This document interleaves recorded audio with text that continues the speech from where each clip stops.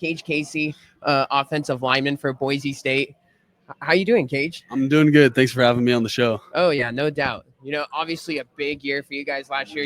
We were chatting up a little bit before, as much as the Mountain West was kind of, rooting against you in a sense when you guys were going head to head in league play, I feel like everyone was kind of rallying behind you. I certainly was, just from a bird's eye view. Did you kind of, get the sense in that a little bit like, wow, we got a whole lot of support here just because, this is unprecedented? Yeah, absolutely. I mean, you can tell it's always bittersweet for teams that we beat because, they lost and they don't get to go further in the season. But at the same time, later in the season, especially once we were in the talks for the playoffs, there'd be teams that would be, I'm not going to name them for goodness sake, but there'd be teams that we beat. And then the guys would come up to us afterwards and they'd be like, hey, we're rooting for you. Go win it all. And it's just like, we're all in the Mountain West. Like, we're family, we're a community. And it really felt like we were getting the support. Yeah, no doubt. That San Jose State game last year in San Jose, I mean, was that one of the more crazier games that you had of the season just because of how things panned out? You guys down from behind, dealing with adversity. San Jose, sneaky good place to play. I mean, sneaky difficult place to play, right? I mean, that crowd was pretty rambunctious, the obscure stadium, if you will, as well. Just talk to me about that matchup because that was pretty wild. Yeah, absolutely. I mean, that was my first time playing at San Jose. And like you said, it's definitely like the sneaky crowd. You don't fully expect it. Sneaky team. I knew they were good going into it, but I mean, we definitely dealt with a lot of adversity there. I mean, being down by that much and then, rallying back to, make the win through the second half was amazing. I mean, it shows you what a team can do when we really rally together and fight through adversity. No doubt. The great season you guys had last year and, just kind of, in a sense, a lot of people rallying behind you guys, even some teams in the Mountain West, but obviously the headliner last year for you guys was Ashton Jeanty. Just from your perspective, as being an offensive lineman, watching that guy go to work, any given moment in a game, he could rip an 80-yard run. And it seemed like he did that 20 times last year. Yeah. Just talk to me what it was like, throwing down the blocks for a guy like that who obviously you can make a very strong case he should have won the Heisman. Yeah, definitely. I mean, I agree with your last point too.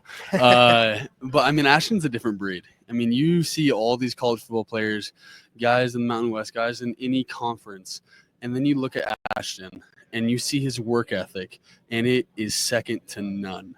I mean, this guy just puts his head down, he gets to work, and that's what we noticed day one. I mean, him and I both graduated. We were the same class coming out of high school, both graduated early, came in the winter.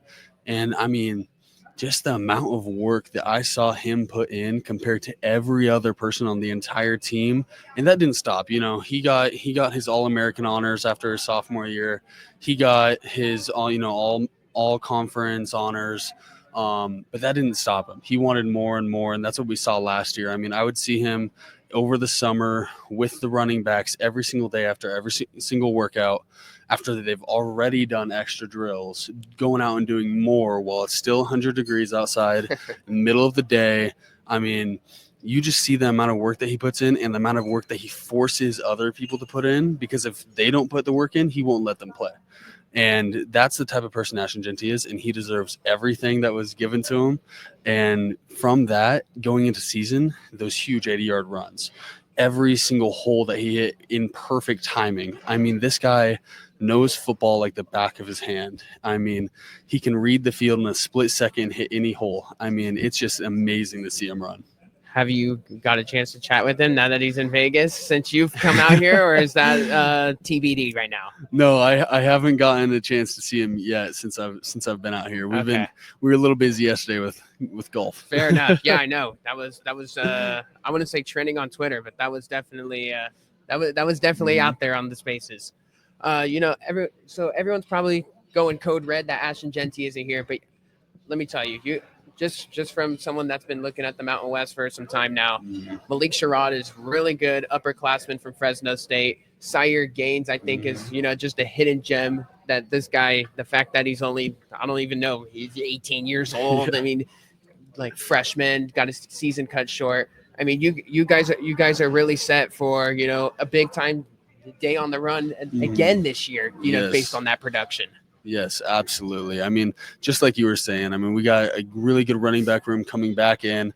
I mean, that's one thing I think Boise State prides itself on is just the running back room that we can bring in and how well we can coach running backs, especially. And so while we did, yes, lose the runner up to Heisman, I think we still have an insanely talented and insanely strong running back room that is going to pave the way all as far as we can go. I mean, I don't want to say anything because we got to put the work in, we got to Sure. put our heads down, we got to grind. But I mean, we're going to be a good team this year. Was the Storming the Field Mountain West Championship, was that an all-time moment for you in your collegiate career? Absolutely. I mean, that's hitting the mountain peak right there, and then of course, looking up and seeing the next peak. But yeah, that was amazing. Completely unexpected. We're focusing on the game. We don't see everyone, going up to the gates and getting ready to storm the field. And then all of a sudden the equipment guys are coming over to us. Give me your helmet. Give me your helmet.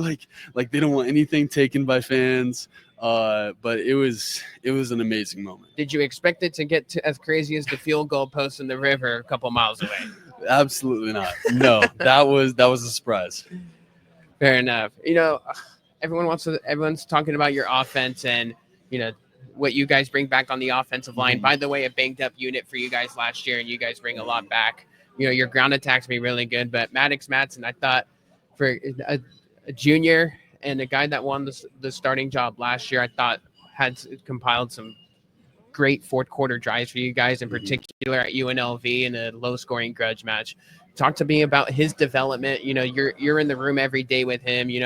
What are some elements where you've kind of seen his game grow? I mean, when you talk about Maddox Matson, you can never leave out his football IQ.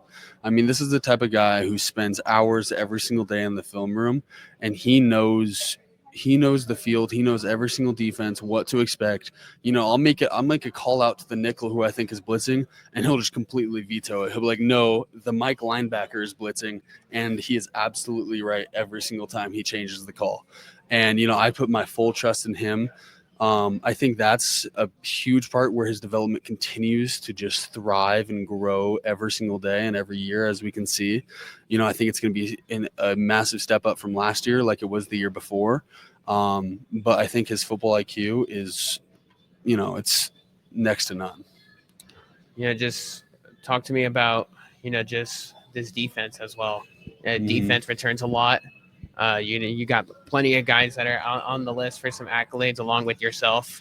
Just talk to me about the defense. Did have some weaknesses, but a unit that it can improve that you guys probably believe in as well. But you're going up against that defense and that defensive line.